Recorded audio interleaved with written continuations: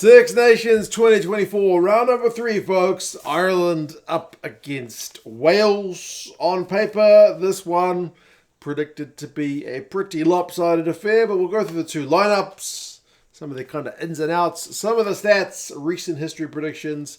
You guys can let us know your thoughts on how this one may be going to go. A few changes in the Irish side on the back of their win over the Italians a fortnight ago. Remember, the Irish are sitting 2 from 2 thus far with a Grand Slam, being talked about, although we're not even halfway through the championship just yet. And Wales have kind of been impressive in their own way with this young squad, but ultimately haven't tasted victory just yet. And an away trip to Dublin seems, it seems like a pretty uphill one. The Irish, I mentioned the changes. Ciaran Frawley is perhaps one of the kind of biggest changes, but it's an injury-enforced one with Hugo Keenan being injured, so it's a good chance for Frawley at the back. He's been a bit of a jack of all trades thus far in his career. He can play 10, can play in the midfield, but he's been training at 15 according to Andy Farrell, and he's played a fair bit of 15 for Leinster this season.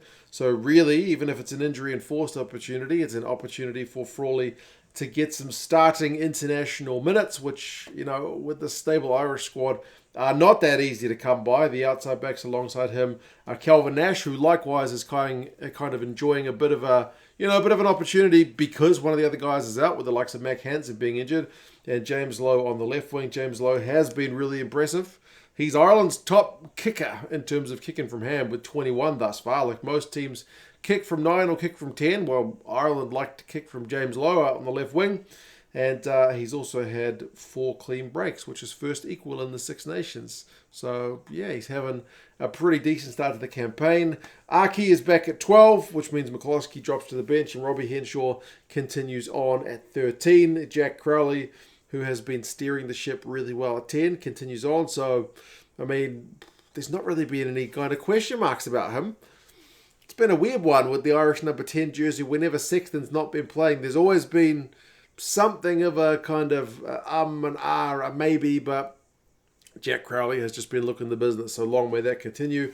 And Gibson-Park is back from the bench to start at number 9 for this one. Caelan Doris switches back to a more familiar 8. I did read that there was a little bit of an injury doubt about him going into the match, but he must be fit because he's starting. Flier is also back up from the bench in his usual number 7, and Peter O'Mahony is back after missing out in the last game to captain the side from number 6. Likewise, the return of Tadhg Beirne alongside Joe McCarthy. That means James Ryan drops to the bench, which is kind of an unfamiliar spot for him, but maybe that's how it's going to be with McCarthy being in cracking form. Like, he is certainly a guy who's taken his opportunity. And then Furlong is also back in at tight head. There's other tight head news with Ollie Jager getting his first Irish cap, assuming he comes on from the bench. Spent a few years over here in NZ, playing for the kind of champion Crusaders side. But as Andy Farrell said, showed a bit of ambition to want to kind of return to his homeland and challenge for a test spot. Well, he's got it. Beirne's not injured. It is just a selection. And, it's a chance for Ollie Jager to show what he can do. He's joined alongside by Cian, Healy and Ronan Kelleher on the bench. The other starting front row is Dan Sheehan, who's bagged 3 tries thus far and an assist, and Andrew Porter. Andrew Porter is the most penalised guy in the Six Nations after 2 rounds with 6, but remembering he conceded 5 in the first game. So the last game was a fair bit better in terms of the penalty count. Ryan Baird drops to the bench. Jack Conan drops to the bench. And Conor Murray is back into the 23. So it is a 6-2 split for the Irish this time with just the 2 backs on the bench. I should also mention Doris. He's your top carrier for Ireland. He has been really busy with his work rate. Which is kind of what you expect from him because he's a really high-intensity player. Wales, as I mentioned, no wins thus far in the Six Nations. They are the 8th ranked team in the world. It is a challenging one for them to go to Dublin. And the squad's pretty young. The squad is pretty young. And Gats was questioned about that in the press conference. I forgot to mention, whenever Andy Farrell's been going to these press conferences over in Dublin, he's getting really annoyed with the people who set up the microphones because it's like a couple of tables joined together. And they keep putting up the microphones in the middle where like the table legs are. So he's got no spot to put his legs. He doesn't want the microphones in the middle. someone needs to listen to what he's saying. It is quite hilarious to see him kind of telling people how to do their job in terms of setting up microphones. But listen to the man. He knows what he's doing. Maybe visually it's more appealing to see it in the middle, but let the man be comfortable. Wales, Gats was kind of asked, are you going to revert back to the veterans? And it seemed like the journalist was basically saying, maybe I know better than you, Gats. Maybe you should be picking some of the veterans, not just these youngsters. I guess with a none from two record, the journalist feels he's a bit more confident to ask that kind of question. But Gats is doubling down, saying, no, we're going for the youngsters. They've got an eye on the Rugby World Cup. And, the building starts now, basically. So very few changes from the side that ran out a fortnight ago. Gareth Thomas, Elliot D, Ciaran Asarati, that is the same front row.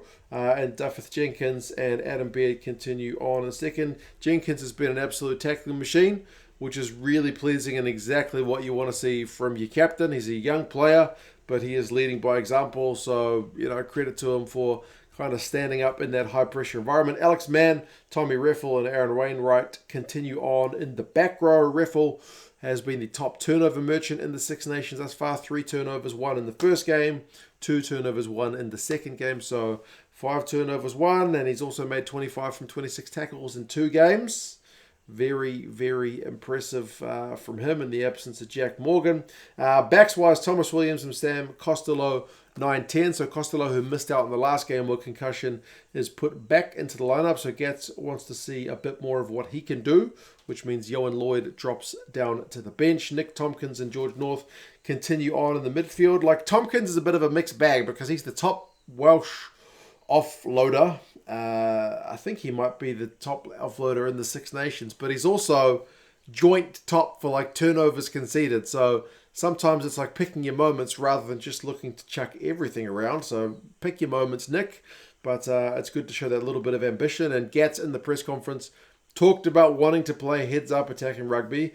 Wings are still Dyer and Adams, and then Cameron Winnett, who's not getting talked about that much there at fullback. I think just quietly for a really, inexperienced guy at this level, he's been doing all right, man. Like 156 meters.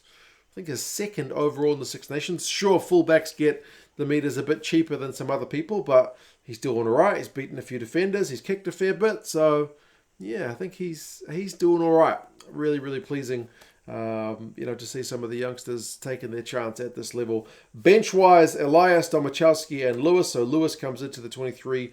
Will Rowlands continues onto the bench. He thought maybe with his return to the squad, he might jump up a spot, but no, I guess with Jenkins being captain and tackling the way he does, leading, he's always going to retain that spot. And Adam Baird has been an absolute stalwart for this Welsh side. His maul defence and whatnot makes him pretty invaluable. So Rowlands limits that bench role. Mackenzie Martin will get his test debut if he comes off the bench. He's not played that much rugby in his overall career, but he's still a young man.